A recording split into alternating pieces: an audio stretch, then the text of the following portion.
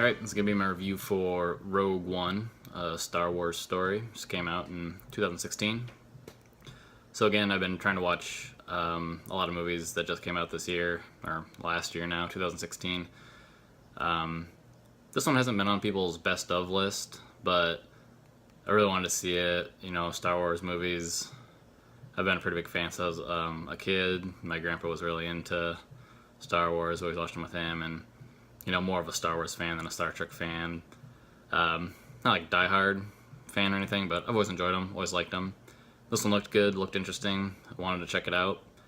It's pretty notable because it's the first movie that they're doing that doesn't continue the timeline, basically like Anakin type timeline, or the Skywalkers, I should say. So all 7 movies up until now have been like on a continuous, they're, you know, Star Wars episode whatever, and they're all canon or whatever. This is still canon, but they call it's Rogue One, and they call it a Star Wars story because it's not essentially connected to those other ones. I don't know, I'm explaining that very poorly, but anyways, they have a little more freedom with these, and this is all coming about since Disney bought the rights to Star Wars. So The Force Awakens was the first one with Disney. This is their second one, and this is the first one of this type. It's kind of an offshoot type thing, basically. So this is directed by Gareth Edwards, and I really liked one of his first movies, a very small independent movie called Monsters.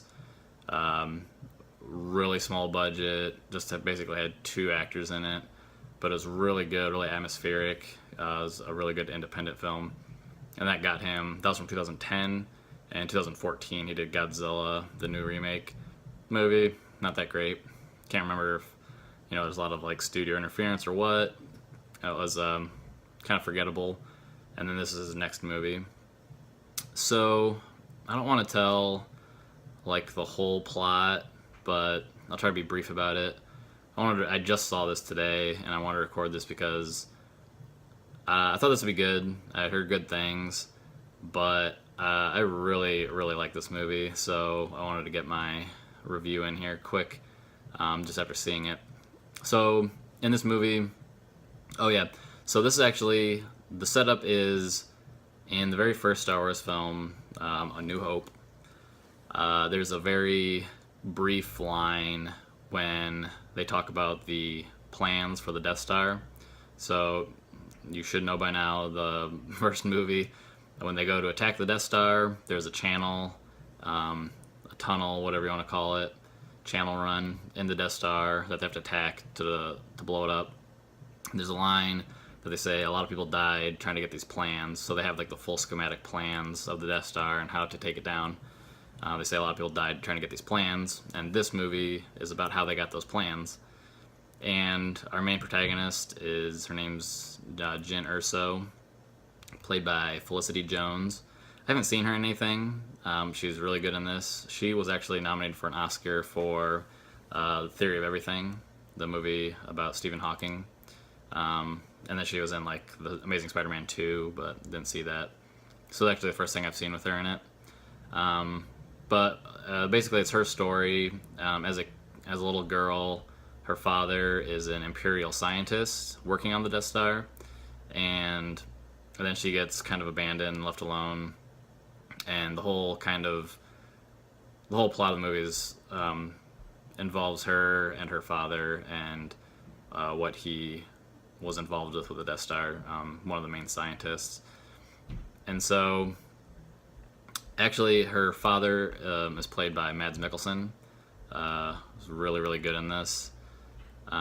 Anytime they're together, there's scenes with them. They're like pretty emotional. They're extremely well done. I don't know if it was just Mads Mikkelsen. Is Mads and Felicity together like as this father-daughter, Jyn, and his name is Galen.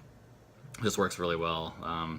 You feel the emotion between the two, so that's done really well.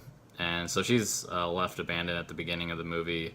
She's raised by Forrest Whitaker's character, Saw Gerrera, and he's kind of this extremist rebel, alliance rebel.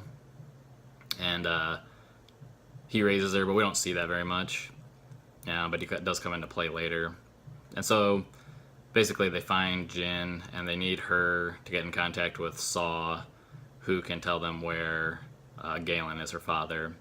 And they're trying to get all of this worked out so they can figure out what's happening with this Death Star.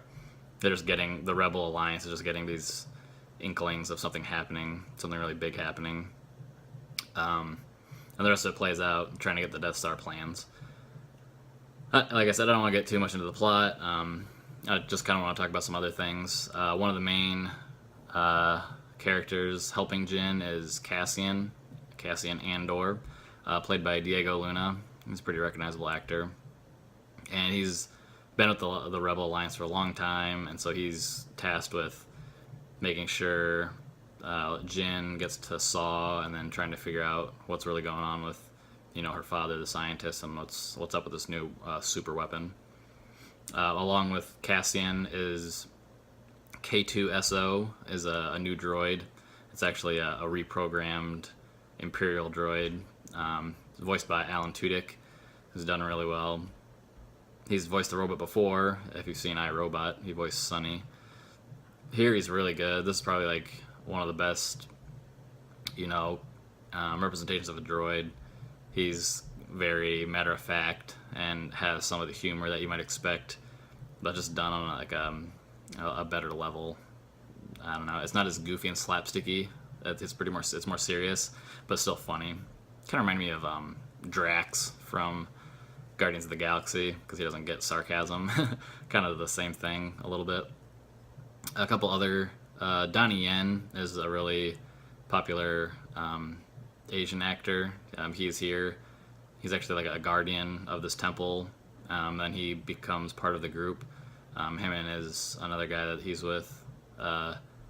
They join Jin and Cassian and K2SO, and they become part of this rebel group that's trying to get these plans.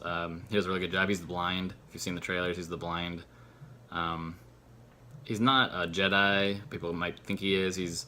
But he believes in the Force as kind of like a religion, and he believes in it a lot. So, but he's super badass and gets to show off his martial arts skills. Donnie Yen is like an extremely world-renowned martial artist. He's very popular. And then our main bad guys, Ben Mendelsohn.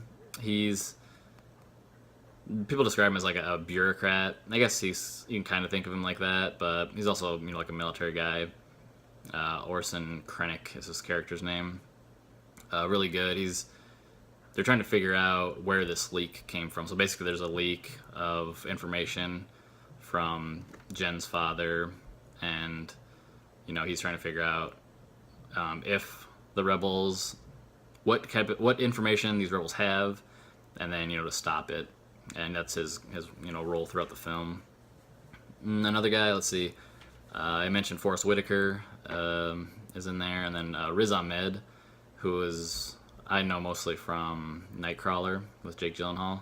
He's in this. He's actually one of the first catalysts. He's a defector from the Imperial. He's an Imperial pilot, and he's the one that's trying to like relay these messages from Galen to whoever's in the rebel group about the Death Star. So lots of names there. I'm not getting too much into the plot, but this movie is so good. Like I said, I was expecting it to be good, but it blew me away how amazing this movie was. Actually, I didn't really find anything wrong with it at all. There's one little thing I may mention later, but like the locations right away are just beautiful. Like there's a lot of planets. I thought that was going to be a problem. They're kind of jumping all over the place, but it doesn't weigh it down. Like every location they go to is just gorgeous looking. All of the sets look amazing. They're like lived in and super realistic. Like it's like that very much like the original Star Wars movies, where it was like space, but it wasn't pristine. It was lived in, but it was more like tactile and realistic. Like you could feel those locations, those sets, and where they were just extremely well. Much better than I thought what they did in Force Awakens. So Force Awakens used practical effects too, but everything looked too clean. Um, it was like they had a little bit more of like a minimalistic approach, and things were a little like shinier. They looked a little more like the prequels. I didn't think that at the time, but after seeing this, Rogue One, and how dirty and realistic and lived in it is, it makes the Force Awakens look a little more, too clean. Thinking back, all the characters are amazing. All of the actors do fantastic jobs, like I mentioned. Every time you see Mads and Felicity on screen together, it's just super emotional. There's real weight to these characters, and the story is just told amazingly well. And I wasn't really expecting that. It is like a war movie. Everybody says it's like Star Wars, but it's a war movie. And that's true, and it works very, very well. It makes me excited to see if they can do these types of movies, these little one-offs, these, it's called the Star Wars story. If they can keep doing these at the same kind of caliber that they did here, that'd be amazing. Everything is done correctly. I was so surprised by what happens to certain characters. There's like a big battle at the end when they're trying to get these plans, and it's obviously, it's like a very fortified, secured location, as you would expect, and just the things that happen are done correctly, and it just worked so well. Like, I didn't cry, but there were points where it was like super emotional, and I thought everything was just done so well. And then, I'm not gonna get into spoilers. Darth Vader is in this. They show him in the trailers, but what he does at the end is awesome. I think that's one thing also that's interesting about this movie, is that the Force and Jedis and stuff are not a big thing, where it was in The Force Awakens, which I think some of the weird parts that didn't work in that movie were the Jedi related stuff, and how these people just miraculously have these Jedi powers, that type of thing. They don't have that in this movie. This is just super like a realistic like battle in space. But the one time they do have it is with Darth Vader, and they use it at the end, and it is awesome. It is exactly what you want to see Darth Vader doing, that we haven't seen in any other movies. When he's Anakin and the prequels, and like Yoda and everybody is just crazy, lightsaber and force powers and all that stuff. And then in the original 3 movies, it's much more subdued. It's older, so the battles aren't, the lightsaber fights aren't as great. And here, it's a very understated but correct use of his powers. It just shows how super badass Darth Vader is. That part is awesome. It was so good. It comes at the very end. I don't want to give away exactly what he does, but that stuff was great. I also kind of surprised exactly how far the end does go. This leads up into the first original Star Wars movie, the A New Hope, but just how far it goes into, like how much it leads into that one, surprised me. But it's cool. It works. A couple things that didn't work. So, like I said, I was not expecting to like this much, and it's probably my favorite movie from 2016 now. I'm gonna give it a 4.75 out of 5, so it's almost perfect. A couple things that didn't work, basically just one thing, and it was Forrest Whitaker's character, Saw Gerrera. He's built up a lot, and he's a very, very interesting character, but I think they kind of underutilize him. Which, I don't know, that might just be a personal thing. I think he is so interesting, but we don't get to see enough of what he did or what he, could be doing.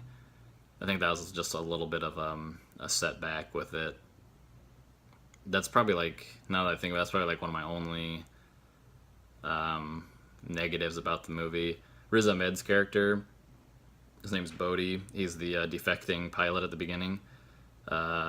He starts out kind of doesn't seem like super important at the beginning, but he is. He's pretty much moving this whole plot forward. But then he becomes very significant towards the end. So that worked. But it's just kind of like a weird start for him. Other than that, these are just very, very small nitpicks.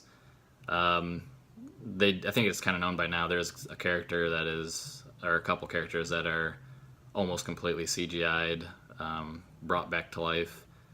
And some people have problems with it. I didn't.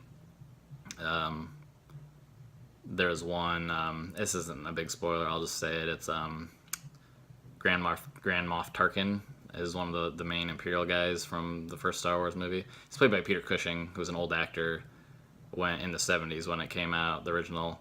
And here he's just completely CGI'd. And I knew he was a CGI character from the beginning, and it didn't bug me. I think some people are just way too nitpicky about that. It is, it's a little stiff here and there, but overall, I thought it was good. So this is already getting long. I'll end it there. I really, really loved this movie. It kind of surprised me. So I would definitely check it out. Definitely see it in theaters, because this is, the type of movie you want to see in theater. So again, I give it a 4.75 out of 5. All right.